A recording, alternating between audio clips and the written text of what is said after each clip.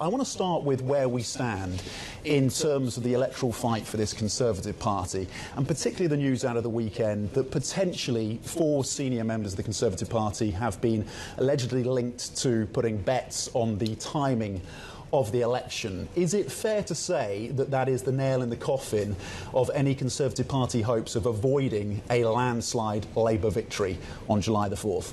Well, look, the polls are certainly pointing towards a significant Labour victory. I think that's the reality of where we are.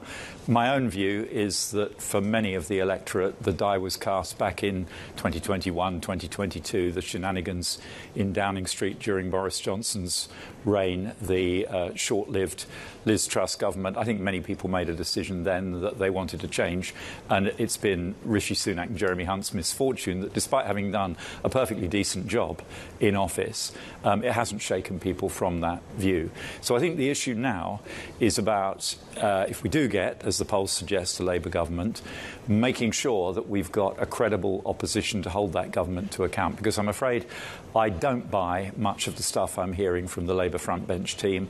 I think their heart's in the right place, but I think they grossly underestimate the challenges they're going to face in addressing Britain's economic problems. We'll certainly move on to that and get your views in more detail on that. But before we do, I just want to get one more question on this betting scandal, and whether I think for some it will point to symptomatic, arguably, some would argue, of the challenges, the corrosive nature, the rot at the centre of this Conservative Party. Would be the allegation from some that this is symptomatic of a fundamental issue eating away at the heart of this Conservative Party. Would people be wrong to come well, to I think that's an overstatement of the problem. There is a problem, and I think the problem comes from leadership, and I think we've gone through a period when the top leadership of the party has not sent strong enough signals about the requirement to comply with basic codes of ethics. I mean, people in politics, people in public life have to know instinctively what is right and what is wrong.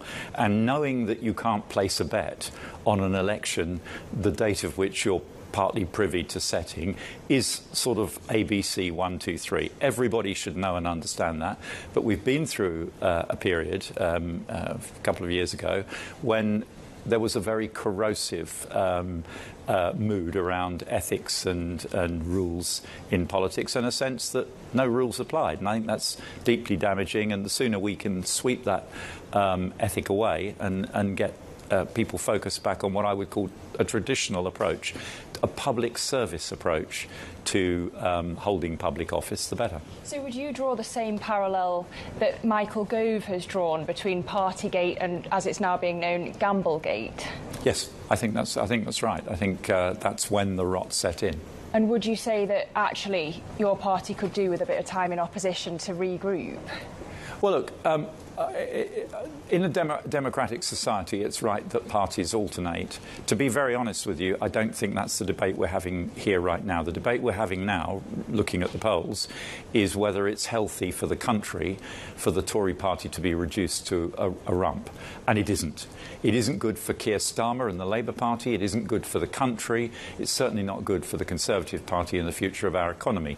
We need, whoever's in government, we need strong, coherent opposition. And the attack from the right, fragmenting the Tory vote, tempting people away to vote for a man I can only describe as a snake oil salesman, offering solutions to Britain's complex problems that are apparently simple.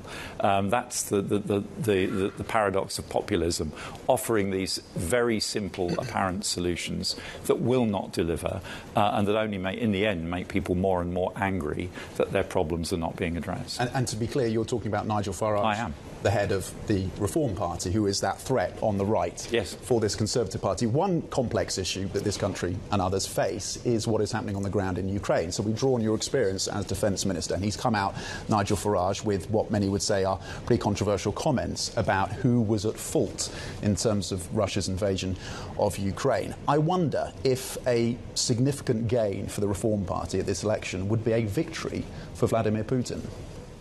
There's no doubt at all that Nigel Farage is acting as an apologist for Vladimir Putin and his aggression in Ukraine. There's no question of who's at fault. One country has invaded another without provocation. The fault lies in Moscow. The fault lies with Vladimir Putin. That's the end of it. And to suggest otherwise is frankly just to give succor to Britain's adversaries. So there's no culpability on the West's part for Russia's invasion of Ukraine. There was no sense that anything that the US or the EU did actively encouraged this to happen. I don't think the West or the US did anything to encourage Russia to invade Ukraine. Absolutely not. But look, we've got to be clear about this. Independent sovereign nations have the right to engage with other nations, to contemplate joining international organisations, so long as they're for defensive purposes. That's absolutely inoffensive.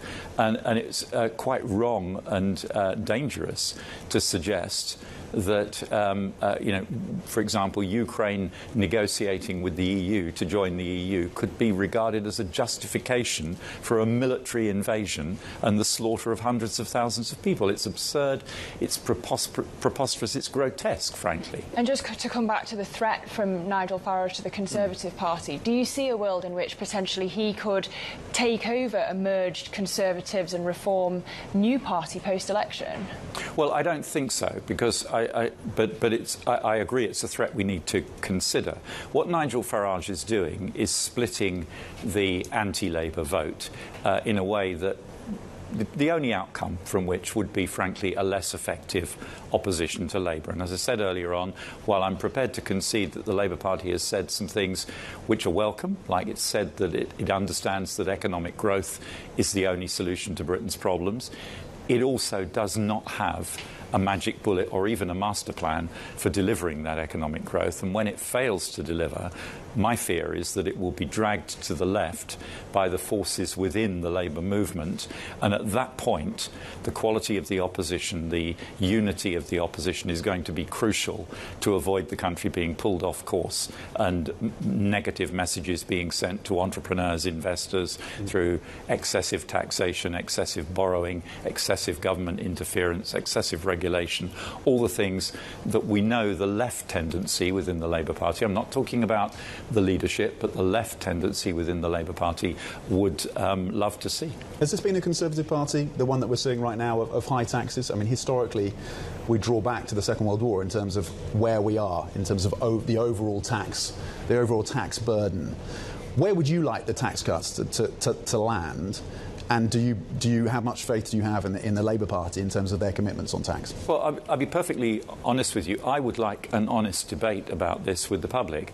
There is right now no scope for tax cuts unless we are prepared to see significant reductions in public services going forward.